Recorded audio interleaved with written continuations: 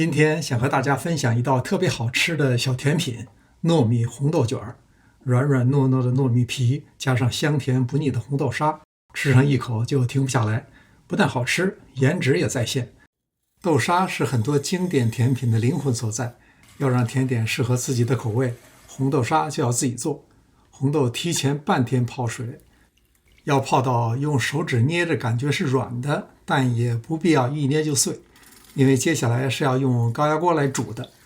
加水的量大约是红豆的2倍。如果煮好以后锅内还有水也没关系，接下来倒入打碎机之前把水过滤掉就可以。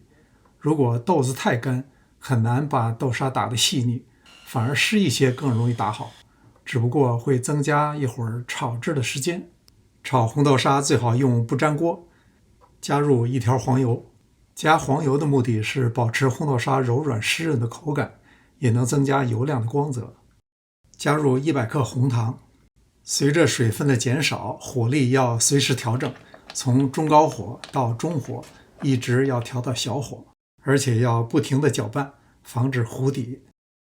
将要炒好之前，倒入100克蜂蜜。那什么时候算炒好了呢？当你铲出一道缝隙，不能立刻填满，而是停留一小会儿就好了。如果继续炒，等放凉以后就会口感发干。做完豆沙馅儿，该做皮了。糯米粉220克，玉米淀粉40克，白糖40克，牛奶260克，再加入40克炒菜用的油。油的作用是保持软嫩口感，冷却以后不发硬，而且有光泽。玉米淀粉则是增加 Q 弹的口感，保持形状不塌陷。搅拌均匀以后，应该是比较稀的，能够流动的状态。水开以后算时间，蒸25分钟。接下来我要炒点糯米粉，做什么用呢？在这儿我先留个悬念，不要太多，2勺就够，炒至微微变黄，放到小碗里备用。糯米糊蒸熟以后放到一边降温，趁着红豆沙尚有余温，先来整形。做豆沙比较麻烦，所以每次我都会多做一些，留着做豆包、驴打滚、面包之类的。今天只用450克，分成3等份，每一份都要滚成20英寸的长条。说是滚，其实并不容易，豆沙的粘性并不强，所以主要是捏，轻轻的滚。糯米糊蒸熟以后，只要不烫手就可以开始操作。由于里面加了油和淀粉，所以不会粘案板，直接上手在案板上揉就可以。以后的操作都不会再加热了，所以要注意所有接触面的卫生。糯米团揉光滑以后，也要分成3等份，做成3种颜色。先来看看绿色是怎么加进去的，当然不是色素，而是抹茶粉，用2克就可以，放多了味道会发苦。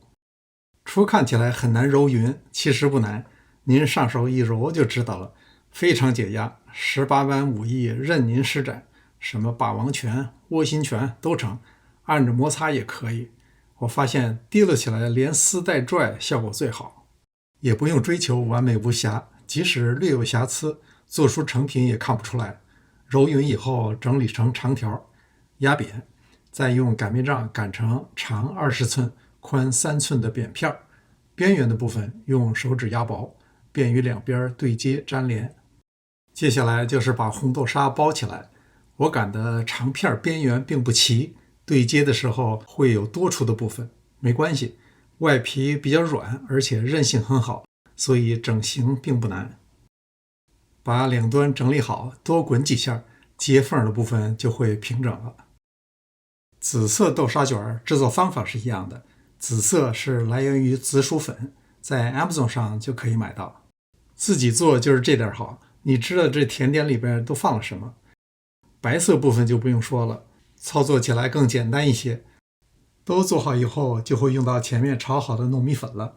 它的作用是避免粘手，互相之间也不粘，还能增添炒米粉的原生态香味，而且看起来还有朦胧之美，可谓一举多得。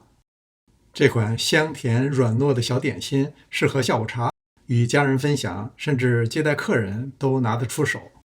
感谢您的观看，临走前别忘了点赞订阅。这里是上师厨房，我们下次再见。